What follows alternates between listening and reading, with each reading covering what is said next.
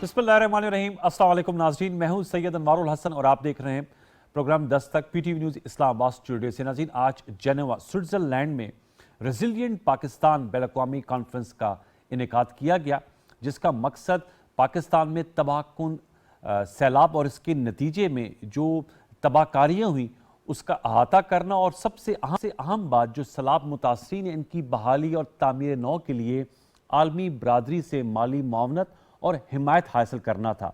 पाकिस्तान और अक़वाम मुत्तहिदा ने मिलकर इस कॉन्फ्रेंस का इनेकाद किया। होस्ट नेशन ऑब्वियसली स्विट्ज़रलैंड था, और इसमें जो अब तक का रद्दमल आया है, 3 सेशंस हुए हैं, वो ज़बरदस्त है। पाकिस्तान की जो तवक्कुआत है उनसे बढ़कर है।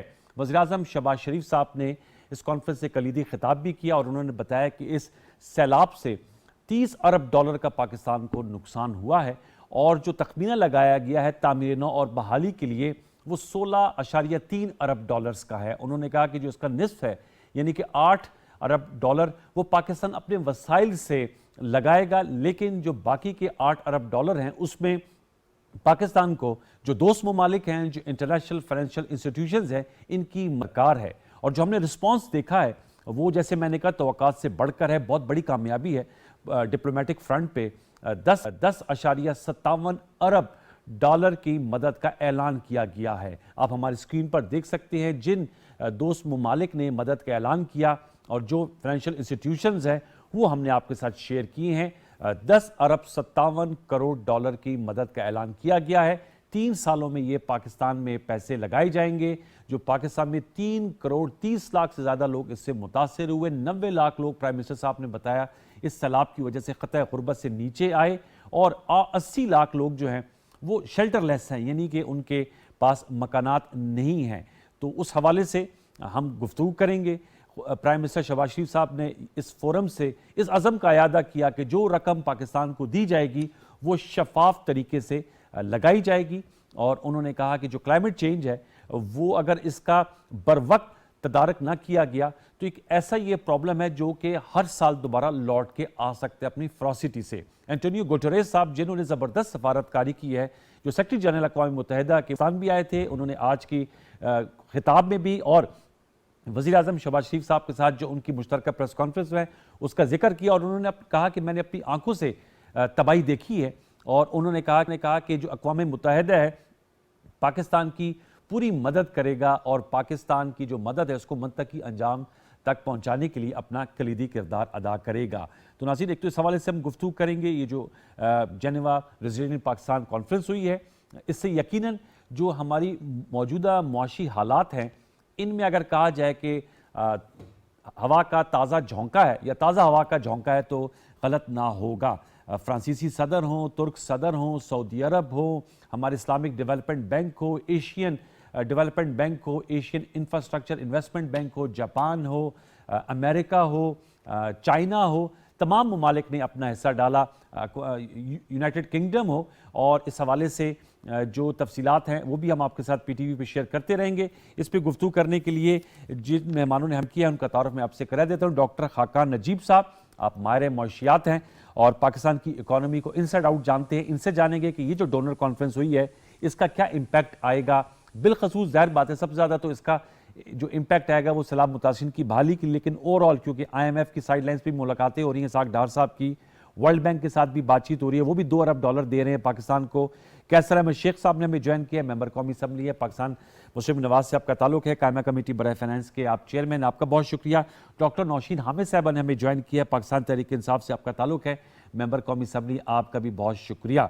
मैं डॉक्टर खाकान नजीब साहब से गुफ्तगू का आगाज़ करना चाहूँगा और उनसे जानूंगा, सर ये जो प्लेजेस हुई हैं, ज़ाहिर बात है ये वादे हैं, ये इंशाल्लाह मेटेरियलाइज होंगे, लेकिन आप क्या कहेंगे जो रिस्पॉन्स सामने आया है, क्योंकि एक तरह से एक तासुर क्रिएट किया गया था कि शायद जो इंटरनेशनल फर्टर्निटी है, इंटरनेशनल कम्युनिटी है, वो पाकिस्तान को इस वक्त जो मुश्किल मौशी हालात में घिरा हुआ है इससे बाहर निकालने में हाथ नहीं बढ़ा रही। आप किस तरह देखते हैं ये जो आज के जो ऐलानात सामने आए हैं? बिस्मिल्लाहिर्रहमानिर्रहीम। अनवार भाई, thank you for having me on your show. So आज एक डिप्लोमेटिक मोमेंट था पाकिस्तान का। a diplomatic moment that actually went very well for Pakistan. So I feel much better as a policy maker of Pakistan कि ये एक अच्छी चीज़ है जो पाकिस्तान के साथ हुई. सबसे बढ़ के वी हैड अ प्लान, एक प्लान पाकिस्तान ने रखा कि 30 अरब डॉलर का टोटल नुकसान है. हमने उसमें से 16.5 अरब डॉलर का इंफ्रास्ट्रक्चर बिल्ड करना है, एग्रीकल्चर में बिल्ड करना है, स्कूल्स में बिल्ड करना है, हेल्थ में बिल्ड करना है, रेलवे में बिल्ड करना है, रोड्स में बिल्ड करना है. So we had some kind of an plan. इस प्लान को और तकवीयत दी गई थी जबकि यूरोपियन यूनियन और एडीबी और वर्ल्ड बैंक सब ने मिलकर इस प्लान को वेट किया. नंबर 2 जो चीज आज थ्रू हुई कि पाकिस्तान एक क्लाइमेट रिजिलियंट इंफ्रास्ट्रक्चर, एक क्लाइमेट रिजिलियंट पाकिस्तान बिल्ड करना चाहता है as we move into the future. और ये जो है एक टर्म आजकल यूज हो रही है अनवार साहब, उसको हम कहते हैं अडेप्टेशन ऑफ जो क्लाइमेट रिजिलियंस है उसके लिए फंड्स. इसको इस तरह समझना चाहिए कि हमने उसकी अडेप्टेशन के लिए ये फंड्स हासिल किए हैं. पर इसमें जो बड़ी बात है जो सामने आई है, आपको ना सिर्फ ममालिक ने हेल्प किया है, और ऑफ कोर्स उसमें हम भूल नहीं सकते किंगडम ऑफ सऊदी अरेबिया के $1 बिलियन, हम भूल नहीं सकते यूएई की सपोर्ट, अमेरिका के $200 मिलियन, यूके के 45 मिलियन. पर आप ये देखिए कि मैंने बारहा आपके प्रोग्राम में भी ये कहा है कि आप एक इंटरनेशनल आर्किटेक्चर का पार्ट हैं. दुनिया एक इंटरनेशनल आर्किटेक्चर में है. वो क्या है? आपको सबसे बड़ी रकम आई है एक मल्टीलैटरल पार्टनर, यानी कि आपको एक आईडीबी से रकम आई है. फिर आपके डेवलपमेंट पार्टनर्स $4.2 बिलियन आईडीबी से आया. फिर आपके मल्टीलैटरल पार्टनर जो हैं वर्ल्ड बैंक और एडीबी, इन्होंने मिला जुला के आपको तकरीबन $4.5 अरब प्लेज किए. सो ये हैं वो बड़ी रकमें जो आपको आई हैं. और आपको इसी तरह इंटरनेशनल आर्किटेक्चर का पार्ट रहना है. अब आपने अपने प्रोजेक्ट्स को स्ट्रीमलाइन करना है, आपने उनकी क्विक बिडिंग करनी है, आपने इंश्योर करना है कि उनमें ट्रांसपेरेंसी हो, और इन फंड्स की यूटिलाइजेशन आपने सही कहा 1 से 3 साल में होगी. वर्ल्ड बैंक ने फॉर एग्जांपल दिसंबर से ये काम पाकिस्तान में शुरू कर दिया है. तो इनको हमने क्विकली मूव करना है ताकि वो जो 20 मिलियन अफराद अभी भी डिस्प्लेस्ड हैं उनको मदद की जा सके, जो कि 2.6 million children out of school हैं उनकी मदद की जा सके, 8,000 किलोमीटर्स की रोड बिल्ट होनी है वो की जा सके. Pakistan has made a good case. ये केस दुनिया ने आज सुन लिया है. मैं बहुत अनकंफर्टेबल था कि यूएन की पहली अपील जो $850 मिलियन की थी, 1/3 रकम सिर्फ पाकिस्तान आई. And one felt very uncomfortable कि इतना बड़ा हमें फ्लड्स का सामना करना पड़ा और रकम इतनी कम थी. So we have made a strong case. अल्लाह का शुक्र है. वी शुड ऑल बी हमें सजदे में अपना सर झुका देना चाहिए कि हम इस चीज में अपने उन भाई बहनों की मदद कर सकते हैं. नुकता उठाया अब हमें ये भी याद रखना है कि जी डॉक्टर साहब एक चीज जी बात मुकम्मल कीजिएगा. जी सर बात मुकम्मल कीजिएगा. जी कि हमें अपनी रकम भी साथ रखनी है. आप याद रखिए कि हमें $8 अरब तक अपने से भी खर्च करने हैं. तो हमें टैक्सेस देने हैं मुल्क में ताकि हम वो रकम कलेक्ट कर सकें. और तीसरी वो चीज, पाकिस्तान एक वो मुल्क है जो 700-800 अरब की हर साल जो है हम जैसे मुखय्यर हजरात जो हैं, आप जैसे मुखय्यर हजरात जो हैं, वो लोगों को चंदा देते हैं. हमें चैरिटी जो करनी है इन लोगों के लिए अब जरूर करनी. सर क्या बहुत अच्छे तरीके से आपने अहाता किया और आपने बड़ा अहम नुकता उठाया कि जो यूएन की जो फ्लैश अपील थी उसका जो रिस्पांस था, अगर उसके तनाजुर में देखा जाए तो it's a big big victory. और वैसे भी जो अहदाफ रखे गए थे $8 अरब के वो अचीव हुए हैं, बल्कि सरपास हुए हैं. मैं चाहूँगा कैसर शेख साहब, सर ये एक बहुत अच्छी पेशरफ्त है और एक अच्छी खबर है, क्योंकि ज़ाहिर बात है हमारी जो इकोनॉमिक कंडीशंस हैं वो डायर स्ट्रेट्स में है, इस पर कोई दो राय नहीं है.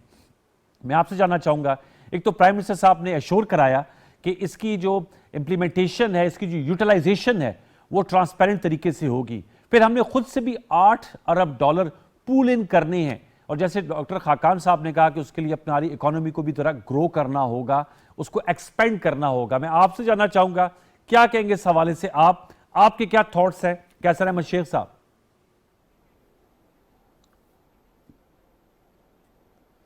बिस्मिल्लाहिर्रहमानिर्रहीम. अनवार, ये जो आज हुआ है ये दुनिया ने एक हमसे अपनी यगानगत और जो हमसे तल्लक है उसका इजहार किया है. जी देखिए, मैं सबसे बड़ा क्रेडिट तो दूंगा इसमें यूएन के जो सेक्रेटरी जनरल एंथोनियो हैं, बिल्कुल। उन्होंने इसको अपना ज़ाती जैसे मुल्क उनका अपना था, और उन्होंने उसको बहुत ज़्यादा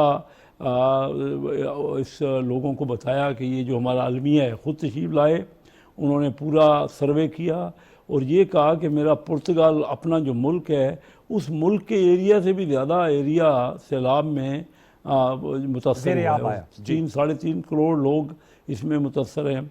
और मैं ये महसूस करता हूँ क्योंकि ये जो कार्बन का अखराज है हमारे यहाँ तो बहुत कम है, हम तो दुनिया का कोई 0.7% कार्बन का अखराज कर रहे हैं, हालांकि हमारी आबादी दुनिया की 3% है, लेकिन उसके बावजूद हमारा यानी जो एवरेज अखराज है बाकी मुल्कों में एवरेज भी उससे चौथा हिस्सा है, और अगर डेवलप्ड कंट्रियों से देख लें तो उससे 10वां हिस्सा होगा हमारा अखराज। तो ये जो अजाब आया है, जो तबाही आई है, इसमें हमारा किया हुआ कुछ नहीं है।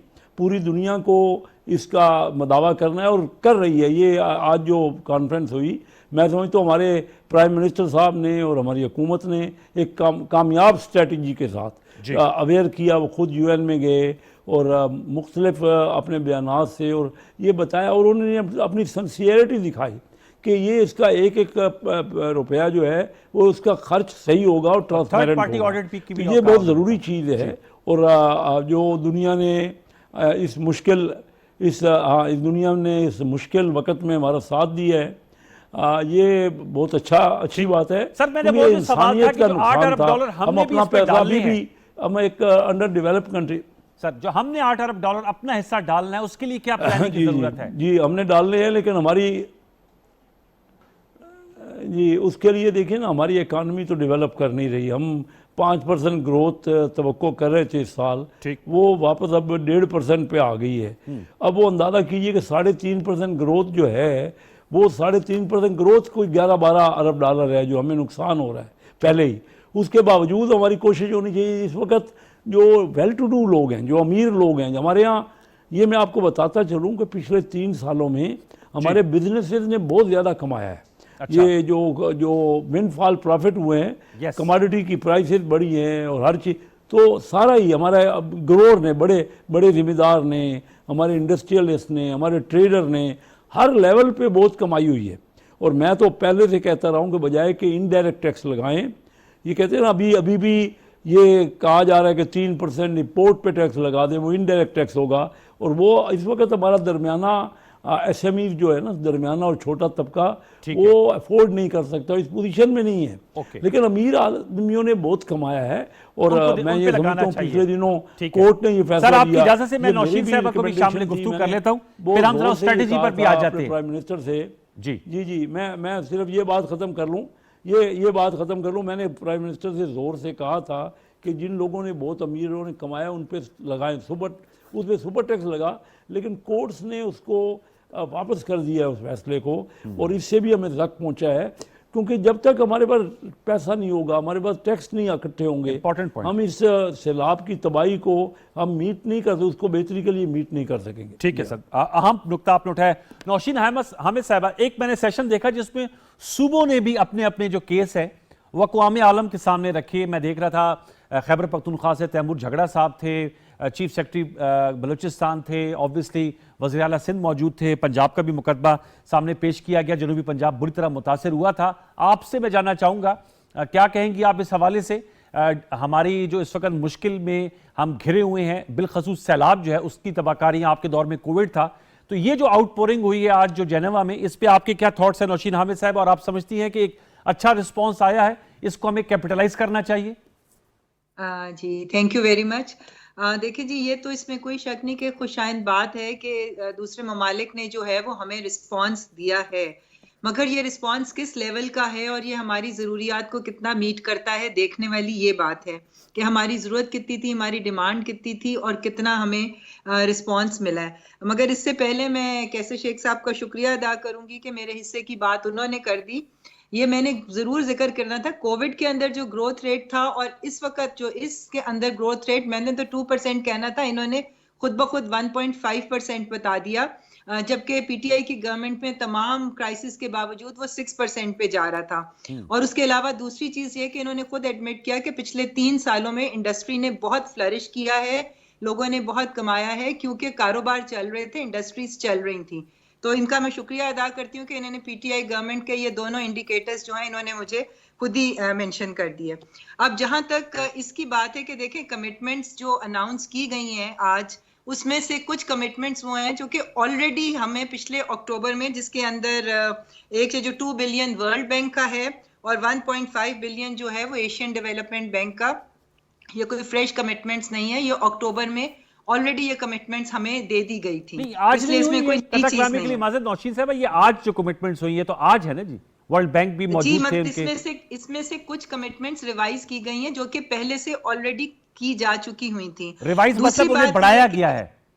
जी नहीं, दूसरी बात इसमें ये है कि ये कमिटमेंट्स जो हैं, इसके अंदर जिस तरह से इन्होंने जो हमारे साथ एक प्लेज किया है कि 3 इयर्स के ऊपर जी। स्प्रेड किया गया है कि वो जो उन्होंने हमें देना है वो 3 इयर्स में जाके दिया जाएगा। हमें जरूरत है इमीडिएट कैश की, और इसके अलावा बाकी भी जो कमिटमेंट्स हैं उनको मटेरियलाइज होने में मंथ्स लग जाएंगे, और ये हम सबको पता है कि ये कोई ऑन द स्पॉट हमें फौरन कल ये कैश नहीं मिल जाएगा। और दूसरी बात ये कि अभी वहां पर मुझे ये बताएं कि शहबाज शरीफ साहब की क्रेडिबिलिटी, कि जब एक वजीर आजम वहां पे खड़ा होकर आपने बड़े अच्छे अल्फाज का चुनाव किया कि उन्होंने इस अज़म का अदा किया या इस तरह के, जबकि प्राइम मिनिस्टर साहब ने वहां पर खड़े होकर ये कहा कि जी मैं कसम खाता हूं। अब आप मुझे बताएं कौन सा प्राइम मिनिस्टर है जो कसम खाता है कि मैं इसको ट्रांसपेरेंसी होगी और इसकी सही इस्तेमाल होगा, कि उनको इसकी क्या जरूरत पड़ी कि कसम खाने की? ये कोई डिप्लोमेटिक लैंग्वेज नहीं थी और किसी प्राइम मिनिस्टर को ये जेब नहीं देता कि वहां खड़े होकर कसम खाए और इस चीज को इंश्योर करे। दूसरा, जो $8 बिलियन इन लोगों ने अपना इनकलकेट करना है, वो उस सूरत में होता है जब गवर्नमेंट्स अपने खर्चों को कम करें। मुझे ये बताएं कि जहां पर 90 के करीब मिनिस्टर्स जो हैं वो रखे जाते हैं, जहां पर आज ही शहबाज शरीफ साहब ने 35 मर्सिडीज को इंपोर्ट करने की इजाजत दी है, जिस मुल्क में आटा नहीं है, जहां पे लोग आटे की खातिर जान से जा रहे हैं, जिस मुल्क के अंदर घी, गैस, बिजली, हर चीज के मसाइल है, वहां पर उस 35 लग्जरी मर्सिडीज को अलाउ करना, क्या ये गवर्नमेंट की सीरियसनेस ये अब दिखा रहा है पूछना कि पड़ेगा वो अपने हिस्से कैसर का शेख पैसा साहब से कि इस इंफॉर्मेशन की जो वेरासिटी है, जो आप दावा कर रही है, इसकी वेरासिटी कितनी है? मर्सिडीज का जाहिर बात है, ये मेरे इस वक्त सरदस्त, मुझे इसकी इल्म नहीं है, ये तो कैसर शेख साहब इसको ऑथेंटिकेट कर सकते हैं। लेकिन आप जो कह रही हैं वो जाहिर बात है वो इशूज हैं, आटे का इशू है और दीगर जो महंगाई है, अखराजात की कमी की भी बात हुई। लेकिन मैं आपसे भी जानना चाहूंगा, सूबों को भी अखराजात पे कमी लाना होगी डॉक्टर नौशीन साहबा। जाहिर बात है सूबों को NFC अवार्ड के तहत ज्यादा जो बल्क है, आप तो सेंटर में रही हैं, पार्लिमानी सेक्रेटरी हेल्थ की रही है, लेकिन आपने देखा चाहे वो हेल्थ है, एजुकेशन है, दीगर बजट है, ज्यादा जो हिस्सा है वो तो सूबों को अब चला जाता है। जो NFC का सेंटर के पास तो इतना पैसा नहीं होता, तो सूबों को भी मेरे ख्याल में रिसोर्स मोबिलाइजेशन करनी होगी और एक्सपेंडिचर कट लगाना होगा। मैम जी जी बिल्कुल, इसमें कोई शक नहीं है कि सूबों को भी अपना रोल प्ले करना होगा और इंशाल्लाह ताला वो करेंगे भी। मगर यहाँ पर मैं बिलावल भुट्टो साहब से भी पूछूंगी कि सिंध के अंदर उन्होंने फ्लड इफेक्टिव के लिए जो 3 ट्रिलियन या कितना अमाउंट जो इकट्ठा किया था, उसका क्या बना, उसकी भी तो थोड़ी सी बताई जाए ना कि वो कितना शेयर डालेंगे। बाकी बिल्कुल मैं आपके साथ एग्री करती हूँ कि ये सूबों का बिल्कुल शेयर बनता है और उनको ये चीज वो करेंगे भी और करना भी चाहिए। ठीक। और आपको वो ऐसे तरजीहात नजर आती हैं, to be very honest and frank with you, बिलखसूस चूंकि आप पंजाब से आपका ताल्लुक है, आप MN है, हुकूमत पंजाब का जो जनूबी पंजाब में तामीर नौ और इंफ्रास्ट्रक्चर की बहाली का काम है, कुछ तरजीहात में आपको नजर आ रहा है? या क्योंकि हमें तो फ्रैंकली यह लग रहा है कि आप लोग असम्बली तहलील करना चाह रहे हैं और वज़ीर आला पंजाब जो है वो नहीं करना चाह रहे, तो इस जो कहते हैं ना फायर फाइटिंग से बढ़कर क्या आउटरीच भी किया जा रहा है जनूबी पंजाब के लोगों को? देखें जी, इमरान खान साहब ने तो इंटरनेशनल कम्युनिटी से बैक करने के बजाय उन्होंने अपने पाकिस्तानियों से अपील की थी, और आपको पता है कि फ्लड इफेक्टीज के लिए काफी बड़ी खतीर रकम जो है सिर्फ टेलीफोन कॉल्स के ऊपर, उनकी रिक्वेस्ट के ऊपर जमा हो गई थी। कुछ घंटों में, 2-3 घंटों के अंदर एक खतीर रकम जो है वो जमा हुई थी। वो रकम जो है वो सानिया निश्तर साहिबा ने बाकायदा एक प्लानिंग के तहत रिहेबिलिटेशन के लिए वो ग्रास रूट लेवल पे लोगों को डिलीवर हो रही है, और उसका बिल्कुल वो क्लैरिटी के साथ, ट्रांसपेरेंसी के साथ वो जो सिस्टम इस्टेब्लिश किया गया है, थ्रू बैंक्स उनको पेमेंट्स हो रही हैं, और वो आप किसी जगह पे भी जाके देख सकते हैं। वो बेसिकली वो जनूबी पंजाब की तरफ ही फोकस्ड है, वहां के इंफ्रास्ट्रक्चर को डेवलप करने। लेकिन उसमें नौशीन साहब एक ज़िमनी सवाल है, फिर मैं आगे बढ़ता हूँ डॉक्टर खाकान साहब के पास। वो जो मटेरियलाइज हुई हैं वो वैसे ऑनरेबल सेनेटर साहबा सानिया निश्तर साहबा ने बताया था कि वो बहुत कम मटेरियलाइज हुई थी, आपके भी इल्म में होगा। और दूसरा दूसरा, क्या ये लोगों के पैसे जो टेलीफोन कॉल से है वो लगाने? हुकूमत पंजाब का माशाल्लाह बहुत बड़ा किटी है, अपना खजाना है, उनके पास बड़े फंड्स होंगे, तो गुजरात और इससे बढ़कर आगे जो जनूबी पंजाब है, गुजरात में कुछ 100 अरब रुपए के करीब लगे, हमें पता चला है, आपका भी जिला करीब ही है उसके, तो उस वही बेनिफिशियरी होंगे, या जनूबी पंजाब में भी वो पैसे पंजाब हुकूमत के लग रही है? तो आप उनके पैसे बता रही हैं जो लोगों ने आपको दिए थ्रू टेलीफोन कॉल?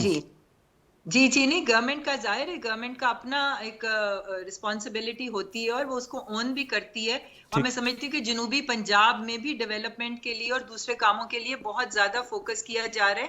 बहुत सारे डेवलपमेंट के लिए बजट जो है वो जनूबी पंजाब के लिए एलोकेट किया गया और वहां पर बिल्कुल जो हमारे नुमाइंदे वहां पर हैं, हमारे MNAs और MPs जो हैं, वो अपने अपने हलकों के अंदर बहुत सारा डेवलपमेंट काम कर रहे हैं और अपने जो फ्लड इफेक्टेड एरियाज हैं उनके अंदर भी बहुत ज्यादा इन डिफरेंट जो प्रोग्राम्स हैं उनके ऊपर अमल दरामद हो रहा है। जी चले एक छोटा सा वक्फा लेते हैं, वक्फे के बाद आएंगे, हम जाएंगे डॉक्टर खाकान नजीब साहब और कैसर शेख साहब, नौशीन हामिद साहब भी हमारे साथ मौजूद होंगी, जो उन्होंने नुकात उठाए उस पर उनका मौक़िफ़ लेंगे, और फिर जो पाकिस्तान की मजमूई इक़्तिसादी सूरत-ए-हाल है और पॉलिटिकल सिचुएशन पंजाब की सियासत, उस पर भी बात करेंगे। छोटा सा वक्फा, हमारे साथ रहिए, वक्फा ले लीजिए।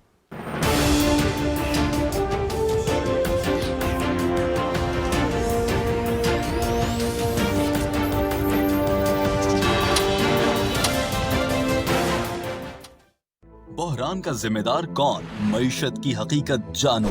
2018 के मुकाबले में अप्रैल 2022 तक दरामदात में 30%, महंगाई में 6.5% और तिजारती खसारे में 28% इजाफा। गर्दिशी कर्जों में 1319 अरब रुपए और पॉलिसी रेट में 725 BPS का इजाफा हुआ, जबकि मुल्की कर्जों का बोझ 80% बढ़ा दिया गया। GDP के तनासुब से माली खसारा 2% बढ़ा और टैक्स महसूलात में कमी हुई। GDP की औसत शरह नमू 1.2% कम हुई। ज़राई क्रेडिट 128% और फीकस आमदन में इजाफे की शरह 13.4% कम हुई। इसके अलावा सरमायाकारी में कमी, बेरोजगारी में इजाफा, डॉलर की कदर में तारीखी इजाफा और स्टॉक एक्सचेंज में 22,000 से ज्यादा पॉइंट्स के मुकाबले में सिर्फ 2,000 पॉइंट्स का इजाफा। डिफॉल्ट से बचाया है, खुशहाल बनाएंगे इंशाअल्लाह। रीबिल्डिंग पाकिस्तान। इस झूठ के पीछे भी मेरी मोहब्बत छुपी थी। मोहब्बत? जिसे तुम मोहब्बत कह रही हो वो तुम्हारी झूठी आना और जिद थी। तुमने मुझे तो पा लिया लेकिन मोहब्बत खो दी।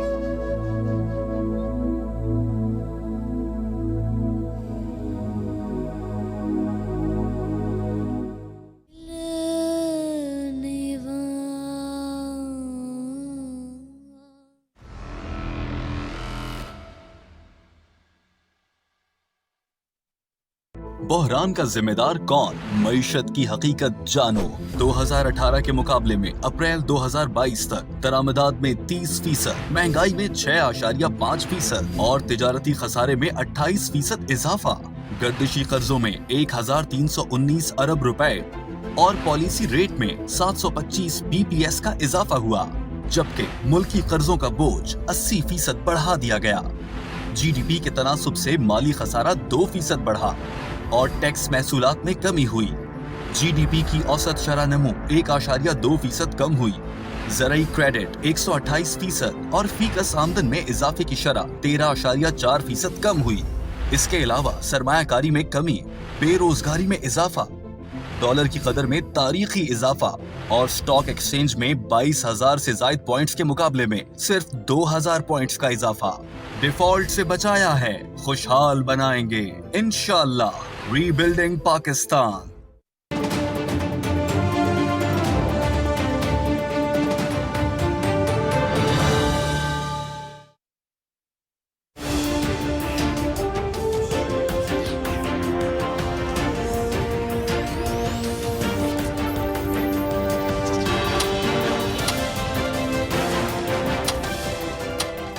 Welcome back. डॉक्टर खाकान साहब, सर क्या कहेंगे इस हवाले से?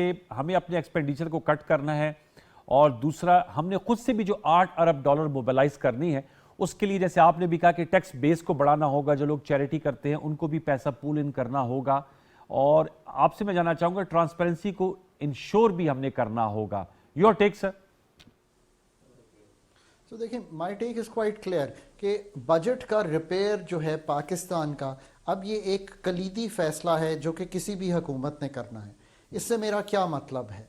देखें, एक तो ये है कि पाकिस्तान का जो इस वक्त टैक्स टू जीडीपी रेशियो है अनवार साहब, वो किसी ज़माने में 11-12 चला गया था, अब 9.9% के करीब है, यानी कि अंडर 10% है। इसको हर सूरत में बढ़ाना होगा। इसकी एक बड़ी वजह जो है वो आपने जो अभी जिक्र कर रहे थे आप, वो ये है कि सूबों को एक बहुत बड़ा ट्रांसफ़र हुआ है 7th NFC के बाद जी। अब वो ट्रांसफ़र जब हमने किया तो हमने ये एनविजन किया था पाकिस्तान में कि जो पाकिस्तान का टैक्स टू जीडीपी है उसको हम 15% पे ले जाएंगे। ये जो 5% का गैप है, ये वो चीज़ क्रिएट कर रहा है जिससे हम बोरो कर रहे हैं और हमारा जो फिस्कल डेफिसिट है वो बढ़ रहा है। ये चीज़ को ख़त्म करने के लिए तो पहले तो आपको इसको ठीक करना है। आपने अब अगला NFC करना है। आने वाली हुकूमत के लिए सबसे बड़ा चैलेंज ये खड़ा हो जाएगा। साथ साथ एक्सपेंडिचर साइड को ज़रा देखिए कि आपकी जो इस वक्त सिविल और आर्म्ड फोर्सेस की जो पेंशन है वो 500 अरब रुपया है। ये 250 अरब हुआ करती थी आज से 5 साल पहले। ये अगले 5 साल में अगर हल नहीं करेंगे तो ये एक्सपेंडिचर इतना बढ़ जाएगा कि running of the civil government कम होगी पर पेंशन जो है वो ज़्यादा होगी। इसको निकल जाइए इसमें से, जो नई हायरिंग हो उसको पे एज यू गो पे लेके जाइए और इसके बढ़ने की रफ्तार को कम कीजिए। इसी तरह PSDP का 10 ट्रिलियन का पीछे से बैकलॉग आ रहा है। आप 500-600 अरब का PSDP करते हैं। इसलिए मैंने पहले आपके सामने जहां अच्छी खबरें रखी, मैंने ये भी रखा कि आपने 500 अरब हर साल अब खर्च करने हैं अपनी तरफ से, क्योंकि ये आपकी कमिटमेंट है। अगर मैं 8 अरब डॉलर में ये भी कहूं कि 2 अरब डॉलर हर साल खर्च होना है तो that's now about 500 billion rupees. So आपने अपने एक्सपेंडिचर साइड को हैंडल करना है, आपने अपने टैक्स टू GDP को हैंडल करना है।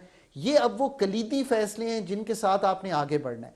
एक बात मैं जरूर कहूंगा कि कुछ प्लेजेस पहले की हुई थी, ये बिल्कुल ठीक बात है, पर उन प्लेजेस को ऑगमेंट भी किया है। फॉर एग्जांपल, जो ADB ने हमें पहले $557 मिलियन फ्लड में दिए थे, अब वो 1 अरब डॉलर और दे रहा है। वर्ल्ड बैंक की हद तक की बात सही है कि उन्होंने 2 अरब डॉलर पहले दिए थे, उसकी रिकमिटमेंट हुई है। सो अब ये एक ओवरऑल एनवेलोप बहुत अच्छा बन गया है। इस एनवेलोप पे प्रोजेक्ट रखना भी एक बहुत बड़ा काम होगा। फिर प्रोजेक्ट्स रखना ही काम नहीं है, उनकी बिडिंग कराना, उनको मूव करना। ये भी याद रखिए कि हमारी जो मशीनरी है सरकार की, वो प्रोजेक्ट्स में बहुत स्लो चलती है, कई महीने गुजर जाते हैं इस चीज़ में। अब बहुत बड़ा काम प्लानिंग कमीशन का ये आया है कि इन प्रोजेक्ट्स को फास्ट ट्रैक करें, और इसलिए नहीं कि हम उनसे रकम लेना चाहते हैं, इसलिए करें कि वो जो 2.6 मिलियन चिल्ड्रन हैं हम उन तक पहुंचना चाहते हैं। वो जो 8000 किलोमीटर की रोड है वो हम बिल्ड करना चाहते हैं। This is for us. मैं हमेशा कहता हूं कि ओनर्स ऑफ प्रॉस्पेरिटी हम पे है। हमें इससे क्या लागे है कि कोई क्या कर रहा है, अगर हमारी मदद कर रहा है और हमें एक लॉन्ग टर्म के, ये भी याद रखिए कि ये जो पैसे होते हैं डेवलपमेंट पार्टनर्स के, ये 25 साल के होते हैं, 5 साल का ग्रेस पीरियड होता है, ठीक, और इसकी जो आपका डेट रीपेमेंट है वो इंटरेस्ट बहुत कम होता है। तो इस तरह हम अल्लाह का शुक्र अदा करते हैं आज और आगे बढ़ते हैं। मैं कैसर शेख साहब सर क्या कहेंगे? नौशीन हामिद साहबा की कुछ सजेशंस थी। तो उन्होंने कहा कि आपको ज़ाहिर बात है वो एक अपोजिशन पॉलिटिकल पार्टी से, PTI से उनका आपसे इख्तलाफ है, ज़ाहिर बात है वो तो अगर ये कह दें कि ये बड़ा अच्छा इंडोर्स हो गया और अच्छा हो गया तो मेरे ख्याल में शायद हमारे यहाँ वो सियासत जो है वो इतनी पोलराइज हो गई, वो हम एक्सपेक्ट भी नहीं करते। जब आप ये हुकूमत में थे, आप अपोजिशन में थे, तो शायद ऐसा ही सूरत हाल होती थी। बार के उन्होंने कहा अखराजात पे कटौती होनी चाहिए। दूसरा उन्होंने कहा कि जो आपने मोतरफ है, जो साबका दौर में जो लोगों ने प्रॉफिट्स कमाए या जो ग्रोथ हुई और जो अभी की ग्रोथ है उसकी जो प्रोजेक्शंस की, तो मैं आपसे जानना चाहूँगा। उस दिन इसाक डार साहब की प्रेस कॉन्फ्रेंस थी और आप भी मईशत को समझते हैं। वो कहते हैं कि ये जो मौजूदा हालात है ये 8 माह की वजह से नहीं है, 42 माह की कारकर्दगी की वजह से हैं। उसमें ज़ाहिर बात है PTI का दौर शामिल है। क्या कहेंगे कैसर शेख साहब?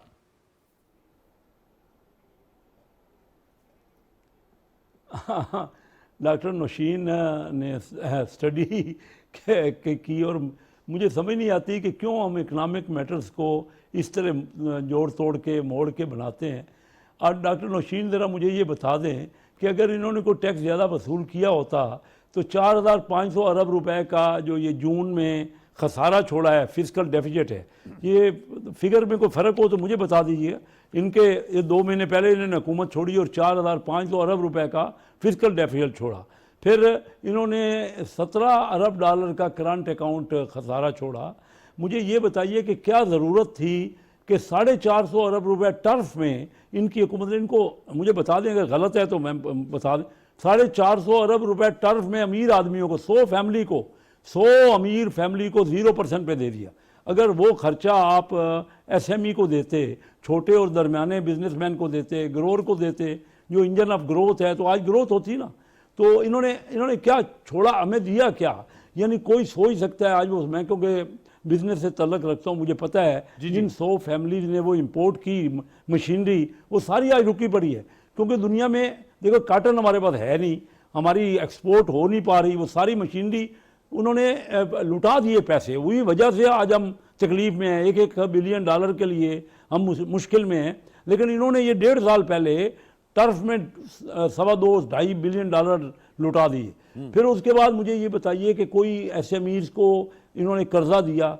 इंडिया में 15% SMEs को टोटल कर्जे का दिया जाता है, हमारे यहाँ 7% है। जब तक आप लोगों को कर्जा नहीं देंगे कोई बेहतर टर्म्स पे, डेवलपमेंट तो हो नहीं सकती।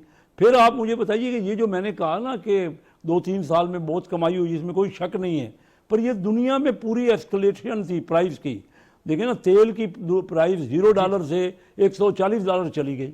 तो जब पेट्रोकेमिकल की प्राइस हो, आप क्रूड, आप ऑयल की, एडिबल ऑयल की कीमत देख लीजिए, आप कॉपर की, आप मेटल्स की देख लीजिए, तो जब कीमतें बढ़ती हैं ना, तो वो ट्रेड में और इंडस्ट्री में बेनिफिट होता है। लेकिन मैं इस बात को छोड़ते हुए मैं डॉक्टर नजीब साहब की असल बात को करना चाहूँगा। जब तक हम GDP का ज़्यादा हमें टैक्स नहीं वसूल होगा ना, इंडिया में इस वक्त GDP का 17% टैक्स है और वो वसूल करते हैं। हमारा जो FBR है वो सिर्फ 9.9% वसूल कर रहा है। इस तरह तो हम, और फिर हमारा खर्चा है, जैसे वो डॉक्टर साहब ने कहा, एक जगह मैं डॉक्टर साहब की बात को थोड़ा सा रिफ्यूट करूंगा। देखिए, हमारा जो डिफेंस का एक्सपेंडिचर है ना, वो घटा है। हमारा जब 10 अरब डॉलर था ना, तो उस वक्त इंडिया 40 अरब डॉलर पे था डिफेंस एक्सपेंड। आज से मैं 5-7 साल पुरानी बात कर रहा हूँ। हमारा वो 10 अरब डॉलर से कम हो गया, अब 9 अरब डॉलर रह गया है, और इंडिया में 60 अरब डॉलर हो गया है। तो आज इंडिया की रेशो हमसे 7 गुना हो गई है। तो हम डिफेंस में अगर और कमी करेंगे अपने एक्सपेंडिचर्स में, तो हम बिल्कुल मुकाबला नहीं कर सकेंगे जो कि TTP से हमारा मुकाबला है, जो इंडिया से है, जो हमारे और मामलात हैं जो डिफेंस के लिए। तो मसला सिर्फ ये है कि हमारे अमीर आदमियों को टैक्स देना है। मैं अपने आप को शामिल करता हूँ। जब तक जो लोग कमाई करते हैं, जब इनडायरेक्ट टैक्स लगाएंगे तो नहीं डेवलप करेगी, आपकी इकॉनमी ग्रो नहीं करेगी। तमाम टैक्स, इनसे पूछिए, डॉक्टर नौशीन से पूछिए कि इन्होंने 1.1% भी डायरेक्ट टैक्स को बढ़ाया क्या, इनडायरेक्ट टैक्स? चले पूछते तो क्या इन्होंने बड़े वादे किए थे कि हम अमीर आदमियों से लेंगे, वही की वही परसेंटेज है। 0.1% भी नहीं बढ़ा डायरेक्ट टैक्स इनके पूरे 3.5-4 साल में। जी डॉक्टर साहबा, आपने कुछ अपनी फिगर्स कोट की और कैसर शेख साहब ने अपने हकायक रखे। आप इस हवाले से कुछ कहना चाहिए? और दूसरा मैं चाहूंगा कि अगर हम सोल्यूशन बेस्ड गुफ्तगू की तरफ बढ़े, कि आप चूंकि इस वक्त फेडरल में अपोजिशन में, क्या मुतबादिल तजावीज़ है, कैसे पाकिस्तान को इस इक्तिसादी मझदार से बाहर निकाला जा सकता है?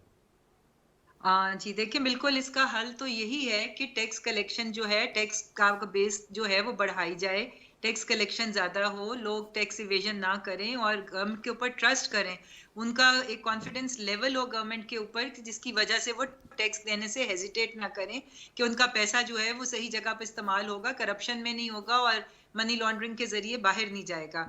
तो इसमें आप ये देखें कि पाकिस्तान में अगर आप फिगर्स देखें तो हमारे पास भी जो फिगर्स हैं, PTI के दौर में रिकॉर्ड टैक्स कलेक्शन हुई है और टैक्स रिफॉर्म्स जो हैं वो हमारे टॉप एजेंडा के ऊपर था कि टैक्स में हमने रिफॉर्म्स करने, और हमारा सारा जब तक टैक्स पेयर्स की तादाद में इजाफा हुआ, में हमारे यहाँ ना बेस नहीं बढ़ती, हमारे यहाँ सिर्फ टैक्स कलेक्शन बढ़ती है, बेस भी बढ़ाने की जरूरत होती है। आप तो समझ रही होंगी कि प्रोफेशनल्स को डाला जाए, एग्रीकल्चर इनकम को डाला जाए, दीगर शोबात को डाला जाए। परसेंटेज भी नहीं बढ़ी, परसेंटेज देखिए जी, 0.1 भी नहीं। अगर ये लोग 40 साल में कुछ नहीं कर सके तो हमसे ये 3 साल का जो जवाब है वो नहीं मांग सकते, क्योंकि इन चीजों को आपको भी पता है कि इकोनॉमी ना दिनों में ऊपर जाती है ना दिनों में नीचे आती है। इन लोगों ने 40 साल में जो किया है वो आहिस्ता आहिस्ता आहिस्ता करके उसका इफेक्ट तो आना था, मगर एक्सपोर्ट्स जो हैं वो बिल्कुल उनमें बहुत ज्यादा इजाफा हुआ था। मगर आज एक्सपोर्टर जो है वो इस कदर परेशान है कि ना वो अपने ऑर्डर्स पूरे कर सक रहे हैं, ना उनको फ्रेश ऑर्डर्स मिल रहे हैं, क्योंकि $500 की एलसी जो है वो खुलवा नहीं पा रहे हैं। बिल्कुल इस वक्त डॉलर जो है वो मौजूद नहीं है, बैंक क्रंच है डॉलर्स नहीं का, खोल ठीक रहे है। हैं जी। और इस वक्त एक्सपोर्टर जो है वो बहुत ज्यादा परेशान है, उनके करोड़ों के ऑर्डर्स जो हैं वो फुलफिल नहीं हो सक रहे और ना मजीद उनको ऑर्डर मिल रहे हैं, क्योंकि कोई भी इंटरनेशनल बायर जो है वो इस वक्त पाकिस्तान के बिजनेसमैन को, एक्सपोर्टर्स को ट्रस्ट नहीं कर रहा कि जिस मुल्क में डॉलर ही ना हो तो ये नौबत कौन लेकर आया। ये आज से 8 महीने पहले तो ऐसी नौबत नहीं थी। टेक्सटाइल इंडस्ट्री इतनी फ्लरिश कर रही थी कि फैसलाबाद की हर मिल चल रही थी, इतनी ज्यादा उसके अंदर एम्प्लॉयमेंट जनरेट हुई थी और मतलब कि वो मैक्सिमम कैपेसिटी के ऊपर चल रही थी कि उनको डबल शिफ्ट्स करनी पड़ रही थी, उनके संडेज भी ओपन थे। और इनके जमाने में यही टेक्सटाइल की मशीनरी जो है वो किलोग्राम के हिसाब से कबाड़ियों को बिक रही थी। अब फिर से इन लोगों का दौर आया और फिर आप जाके देख लें कि फैसलाबाद में कितनी इंडस्ट्री क्लोज हो गई है। लेकिन नौशीन साहब आप ठीक है, आपका ये नुक्ता जी, आपका नुक्ता अहम है, लेकिन आपको पता है कि जब से पाकिस्तान की मईशत है पिछले 70-75 साल से, तो अगर आप हिस्टोरिकली भी देखें और आपके दौर में भी जो ट्विन हमारे चैलेंजेस हैं वो करंट अकाउंट डेफिसिट, जैसे आपने कहा डॉलर्स का क्रंच रहा, आपके दौर में भी जैसे कैसर शेख साहब कह रहे हैं 17.3 अरब डॉलर का करंट अकाउंट डेफिसिट था, जिसका मतलब है खुद आप लोग भी कहते थे कि डॉलर की कमी है। और दूसरा है हमारा फिस्कल डेफिसिट। मुझे तो कोई हुकूमत नहीं आज जिसने जो बजट दिया हो वो मालियाती खसारे वाला बजट ना हो। मेरे ख्याल में doctor Khan Najeeb will bear me out, जब तक ये रिजॉल्व नहीं होंगे, आपने सही कहा आपकी एक्सपोर्ट्स बेहतर हो गए, रेमिटेंसेस अच्छे हो गए, ये कहते हैं हमारे दौर में उस वक्त साबका दौर में 2013 से 18 में इन्फ्लेशन कम थी, तब बाकी इशारे बेहतर थे। अब तो ये चूंकि 8 माह में ज़ाहिर बात है आप लोग भी इनको हिलने नहीं देते, डेली कोई ना कोई बात सामने आ जाती है कि आज ये सब नहीं जा रही है, ये लॉन्ग मार्च है, ये धरना है। तो आपको मैं इस चीज चाहूंगा कि हम जरा अगर गुफ्तगू करें तो ये बताएं कि ये जो अहम चैलेंजेस है अब इसका भी तो कोई तदारक करना है ना, तब बढ़ सकते हैं मालियाती खसारा और करंट अकाउंट खसारा। नौशीन साहबा, ये लॉन्ग टर्म असरात होते हैं जो कॉन्ट्रैक्ट्स इन्होंने आईपीपीस के साथ किए हुए थे और जो सारा, तो ये इन चीज़ों को थोड़ा सा टाइम लगता है। और मैं समझती हूँ कि पीटीआई की पॉलिसी बिल्कुल ठीक थी, हम लोग राइट डायरेक्शन में जा रहे थे। लॉन्ग मार्च इन्होंने भी किए, हमारे रास्ते में रुकावटें इन्होंने भी डाली, हत्ता कि रिजीम चेंज ऑपरेशन तक कर डाला। 5 साल इंतजार करते ना, स्टेबिलिटी किस तरह आएगी जब आप किसी गवर्नमेंट को चलने ही नहीं देंगे। 5 साल चलने देते, एंड ऑफ 5 इयर्स आपको पूरा हक था कि आप पूछते कि आपकी पॉलिसीज किस हद तक इफेक्टिव है। मगर जिस तरीके से ये रिजीम चेंज करके डिस्टेबलाइज किया गया मुल्क को, तो इसमें तो फिर हम किसी तरफ भी कोई पॉलिसी को भी इम्प्लीमेंट करने का टाइम ही नहीं इन लोगों ने दिया। तो इसमें आप कह रही है कि भी थोड़ा सा हौसला करना चाहिए था, 5 साल का इंतजार करना 5 साल का इंतजार करना चाहिए था, ये आपने कहा कि होना चाहिए था। ये मैं कैसे शेख साहब से पूछूंगा, लेकिन मैं डॉक्टर खाकान साहब सर बताएं वे फॉरवर्ड क्या होना चाहिए सर। ये जो डेफिसिट्स की हम बात करते हैं, कैसर शेख साहब कुछ कहना चाह रहे हैं? मुझे अनवार साहब सिर्फ ये बताना है इनको, सर ये कहते हैं कि ये हाँ मैं ये कहना सिंपल बात एक करना चाह रहा हूँ। ये कह रहे हैं जी हमारे यहाँ एक्सपोर्ट बढ़ी, 5 अरब डॉलर एक्सपोर्ट बढ़ी है, 25 अरब डॉलर इंपोर्ट बढ़ गई है। आप इसी आखिरी साल को देख लीजिए, उसका जिक्र नहीं करते जो 25 अरब डॉलर इंपोर्ट बढ़ गई है। ये तो कहते हैं कि 5 अरब डॉलर एक्सपोर्ट हमने बढ़ा ली। तो ये ओवरऑल तो डिफरेंस जो करंट अकाउंट है वो तो बहुत ज़्यादा खसारा कर दिया जी। लेकिन सर वो कह रहे हैं अगर आप लोग इनको 5 साल चलने देते कैसर शेख साहब, तो ये मईशत को किसी न किसी किनारे पे लगा देते, जो डॉक्टर नौशीन साहबा का इस्तेदलाल है। हमने क्या नहीं चलने दिया। इनके अपने मेंबर अगर इनसे हट गए, इसमें हम क्या, इनके जो एलआई थे वो अगर उनको साथ इन्होंने रखना था या हम चलने देते। कोई भी अपोजिशन ये इनको इनका क्या तोहफे में देते इनको हुकूमत। इनके एलआई थे, एलआई इनके हट गए, इनके अपने मेंबर हट गए। हमारा कोई मेंबर तो कहीं नहीं गया ना, आपने देखा कोई एक मेंबर भी गया कोई अपोजिशन का। हालांकि आमतौर पे अपोजिशन वाले हटते हैं, ये गवर्नमेंट को अपने संभाल ही नहीं सके मेंबरों को, इनकी नाअहलियत यही थी। ये तो तमाम अपने एलआई जितने भी एमक्यूएम थी, जितने भी और जिनके बलूचिस्तान अवामी पार्टी थी, पार्टियां वो सब बलूचिस्तान PMLQ पंजाब में उनके साथ हैं। सर मैं डॉक्टर खाकान साहब सर मैं वे फॉरवर्ड का जानना चाह रहा था कि जो ट्विन डेफिसिट्स है हमारे current account and financial, sir कैसे सर इसको ब्रिज किया जा सकता है? और एक्सपोर्ट्स बढ़ाना बिल्कुल सही बात है, और आपको अपना इंपोर्ट बिल भी कम करना होगा, उसके लिए तवानाई बचत प्लान भी हुकूमत ने मुतारफ कराया, और भी चीज़ें अहम नुकात उठाए गए और हमें बताया गया कि उस पर कमी भी आई है हमारे इंपोर्ट बिल में। What's the way forward sir, doctor Khaqan साहब? तो देखिए, इन द शॉर्ट टर्म बिल्कुल ठीक बात की एक पार्टिसिपेंट ने कि आप एक डॉलर लिक्विडिटी क्रंच में आ गए हैं और उसमें से निकल नहीं पा रहे। अनवार साहब, ये जो क्रंच है, इसको बैलेंस ऑफ पेमेंट्स का एक चैलेंज है, ये शॉर्ट टर्म पे बहुत ज़्यादा हो गया है। हमारा एक पेरिनियल है कि चल रहा है फंडामेंटल, जैसे आपने करंट अकाउंट के खसारे की बात की, पर अब इस वक्त एक बहुत हाइटेंड क्रंच है।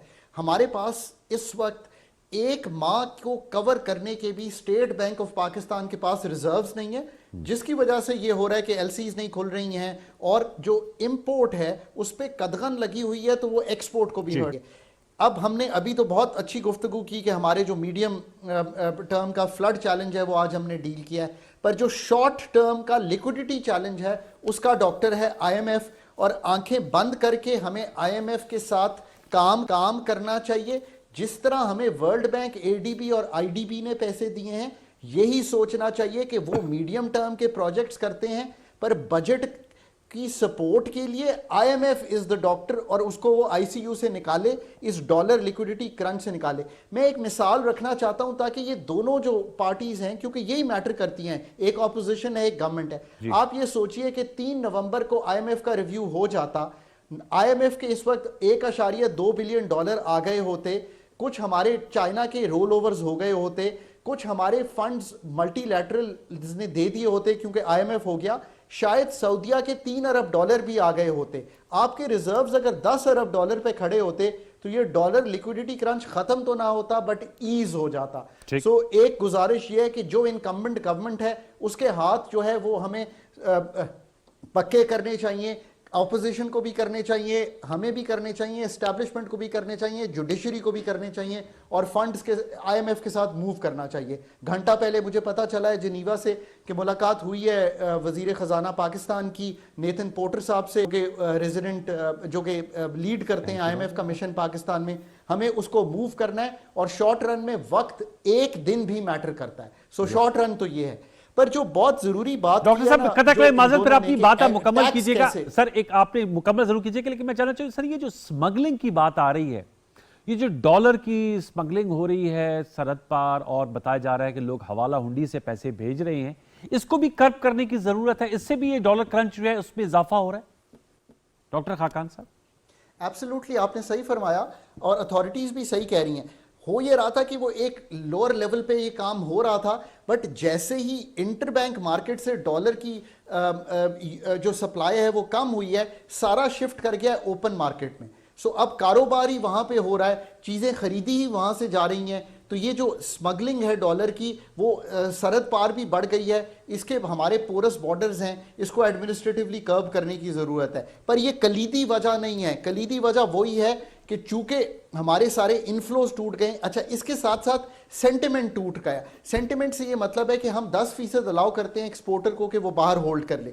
इस वक्त अगर मैं भी एक्सपोर्टर हूं तो मैं उसको होल्ड करूं कि यार अभी नहीं, 227 पे नहीं, जब 230 होगा मैं